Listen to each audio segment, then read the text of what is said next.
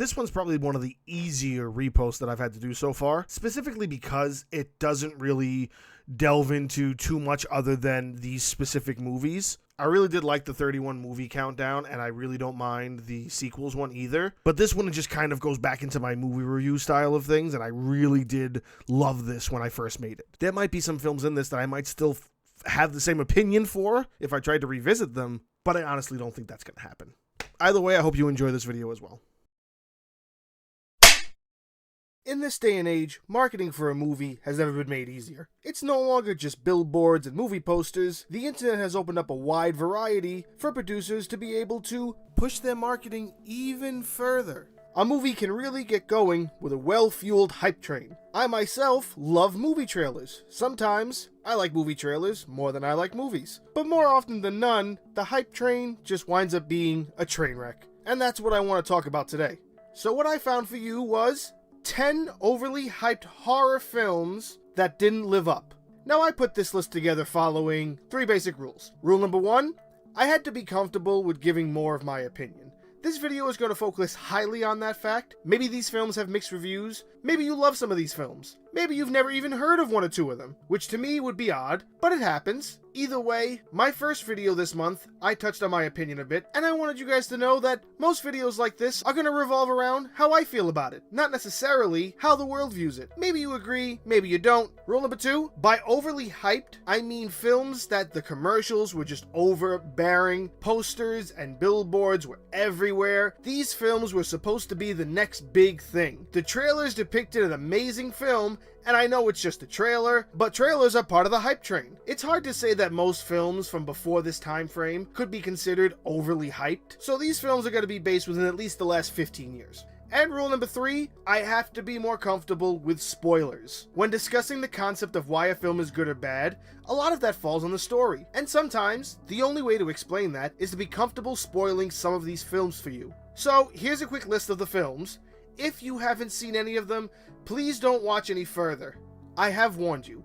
So let's kick this off with Crimson Peak from 2015. I'm pretty certain the only reason this film was hyped as much as it was because of, well, you know who, Tom Hiddleston. Of course, best known for his role as Loki in the Marvel Universe. And don't get me wrong, he's a great actor outside of this as well. But 2015 was his time to shine. This was one of 3 films he had starred in that same year, the others being I Saw the Light and High Rise. I don't know much about those films, but they were all his first American starring roles. Most of his major roles up to this point were all overseas films. And for all of those films that year, this one seemed to be the most hyped of the bunch. I remember they played this trailer during every movie I went to see in theaters. I remember seeing that poster on every other bus stop in New York when I was living there. This was the year that he blew up and they wanted the world to know it. Then the film was, it's got a lackluster, overdone story. The scares are typical, and the ending is pretty obvious if you know how stories like this usually end. The girl has something horrible happen to her, she needs to escape from her past, in a house, but oh no, the house is haunted, and she's fallen in love with a ghost. It's just, I expected a lot more out of this, and it didn't deliver for how they made it seem it would. Most films can't just float off the popularity of one actor, and I feel like that's what this one tried to do. Next up, It Follows from 2014. Hey, do you not want to talk about the birds and the bees with your kids when the time comes? Are you ready for that awkward conversation about safe sex with your teenagers? No?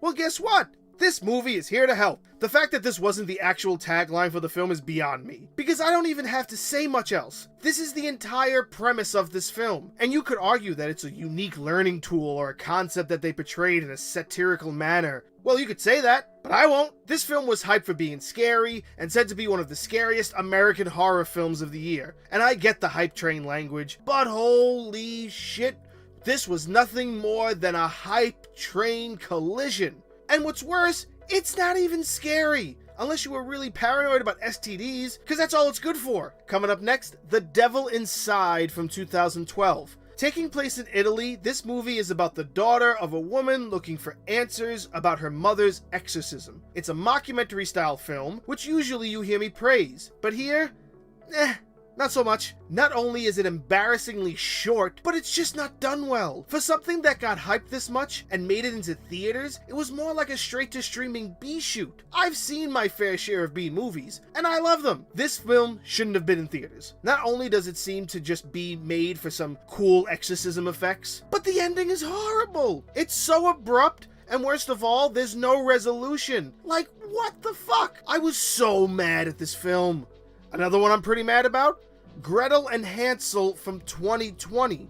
I don't mind a dark retelling of any story of any kind. I embrace it. I say bring it on. Let's see what you got. Well, times like these, it doesn't leave much to be desired when it comes to getting the green light for something else to get done. What a bag full of rotten onions is this film. And granted, the director is pretty new on the scene. I get it, so he can't win them all. But man, I expected more out of this. And I'm also understanding that they have to tweak the story enough to make it work into a full-length film. But it wasn't enough. And I adore Sophia Lillis. I think she's going places. But for what was supposed to be her fourth film with a leading role, it didn't live up to expectations. Like, why is Gretel a witch? Why? That's just lazy writing. Next up, It Comes at Night from 2017. Nothing is better to me than an ominous trailer. All of the marketing for this film led it in a direction that you would never know what was coming next. And that's exactly what the film gave you. Like, I hate this portrayal of people who are so dumb and selfish in films sometimes. Like, dude, things are bad outside. Stop making it seem like you need to do this because it's gonna get us all killed. People are not that dumb. But I guess if there weren't, then we wouldn't have any plot devices. Ever. So if I'm gonna be understanding to that fact, I need producers in Hollywood to know that I, and all of you, are also not stupid. I get the concept of art. I get the idea of portraying one's vision. But you gotta give us more when you want us to like something. I won't say this was the worst film of all time. It could be enjoyable, but damn, was it hyped more than it deserved. It's slow, it could sometimes be boring, and again, not everybody during the end of the world is gonna be this dumb. That's all this film is really showing you. Dumb people. Alright, this one might have a little bit of a back and forth. The Boy from 2016. Okay, this has some major spoilers in it, so just be warned. They hyped this film to be the tale of the possessed doll, and I looked at it as like, oh yeah, yes, finally, an actual portrayal of Robert the Doll. Finally, they decided to not just take the idea and wrap it up in something else, but an actual, almost true-to-life story of the history of Robert the Doll. If you don't know who Robert the Doll is, look it up because explaining him would take way too long. And on top of that, this was Lauren Cohan's first feature film debut outside of her many TV roles. It was a terrific step forward, but like with Crimson Peak, they promoted her being the center of the film all the way up and down every street. And what did we get? Crap. This isn't even about Robert the Doll. It's barely about a doll being possessed. They tried to play the ending as a twist. Oh, there was actually a man in the house the whole time. It was never the doll? You didn't know that? And the dude comes out and he looks like Hulk Hogan. All I could think of was, really? This dude was able to sneak around the house on you and you didn't hear him fumbling along? Really? That's what you want me to believe? Yeah, I don't like this movie. Alright, we're going to take it a little bit further back with The Happening from 2008. The issue here is, I really like M. Night Shyamalan. I find something I love in everything he does. Except this one. This was a bomb, if ever there was one. For the hype that it got for being the newest M. Night film, it was a complete train wreck if ever we saw one. It's definitely one of the big reasons why Hollywood has a tough time with him. And though he's known for his twists, the only twist that happened here was when people were twisting their heads when they looked at the person that went to the theater with them to see this debacle. I love how M. Night is always able to take some kind of real fact in the world and make it a movie, but come on, the air is killing people, and I get it. We need to be eradicated for the world to move on. Okay, so this movie should have ended with all of us dead. It didn't. So how am I supposed to take this concept seriously? This is another one that might get some back and forth. Blair Witch from 2016. What was supposed to be a true return to its roots, this dumpster fire didn't have a leg to stand on. I was so looking forward to a true to the original type of sequel. Something that would overshadow The Book of Shadows, which failed and tried to ride the hype train of the first film. Let's also not forget how the Blair Witch Project basically put found footage on the map, being the first film to be shot front to back in that style. So it did set a bar, which a lot of films have surpassed. But unfortunately, none of them are films which bear its name. Where it really lost me was when it started doing too much. You gotta leave that stuff to films like Paranormal Activity or Record. It should have went back to its roots. But no, instead, it gave us a witch that looked more like something out of the Spawn movie. Ugh, what a shame. Okay, now we're almost at the end, and this next one, I don't know if you guys are going to agree with me with, but Annabelle Creation from 2017. There might have been a few movies on this list you might have agreed with me, but I do understand that this could be the movie where I get the tomatoes thrown at me. Just hold off your booze and hear me out. I love this universe they have created around the Warren family and the Conjuring films. I think there's enough there to keep building it. The Nun was great, even La Llorona was great, and each of those films had a great connection. But my issue with this film is that it's just a cash cow. They promote the hell out of it because they know people like it and the hype is well deserved for most of them. The first Annabelle was great. Now this one, on the other hand, was so convoluted, so unfocused on the overall universe already built, it's insulting. It's like, why did you go through all of this trouble to just ignore basic continuity errors? I was following along when I was watching it, and I was waiting for the ending so it could show me, okay, how does this all fit in? How does it all connect? Then it got there, and I think Bill Nye could sum up my feelings for the ending. It just makes no fucking sense. I mean, it's just bullshit. Fuck. Oh my. Yep, couldn't have said it better myself. I haven't seen Annabelle Come Home yet, so I can't comment on that one, but hopefully it turned out to be a lot better than this one. Alright, and last but not least, The Bye-Bye Man from 2017. And I saved the best for last. Or the worst for last, I should say. Oh my god, do I dislike this film. It's just a collection of jump scares. Take every jump scare in every horror film made within the last 10 years, put them all together into one film.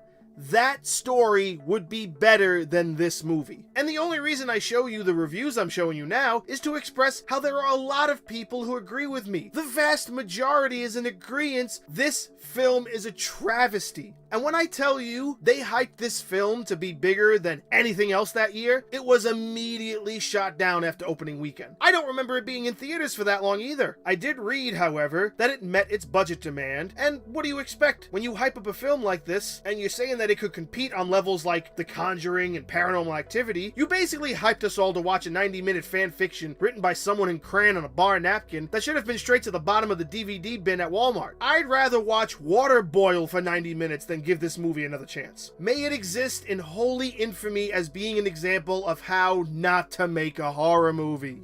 Alright guys, that's it. 10 horror movies that didn't live up to the hype. Maybe you agree with me, maybe you don't. Whatever your opinions are, I'd love to hear them down in the comments. If you know some other films that were overly hyped, you can also leave those down in the comments. If you enjoyed this video, I'd love it if you can click the like button, share it with your friends. It's super appreciated. Thank you so much for watching this video. If you want to see more videos like this, the only way you can do that is if you subscribe. I upload a new video every Friday. The only way to see them is, of course, a subscription. You guys are the best. My name is Jesse, and if Flix could talk, here's what they would say.